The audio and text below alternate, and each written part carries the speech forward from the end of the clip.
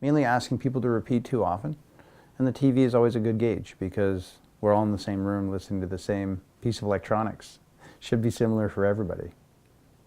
Or if you're getting frustrated, if people feel as though whatever is happening with their hearing, that they're not comfortable anymore, or that they're feeling that they're withdrawing or avoiding certain people or certain environments, that's a problem. That's when it's starting to affect one's quality of life, because we shouldn't have to do that.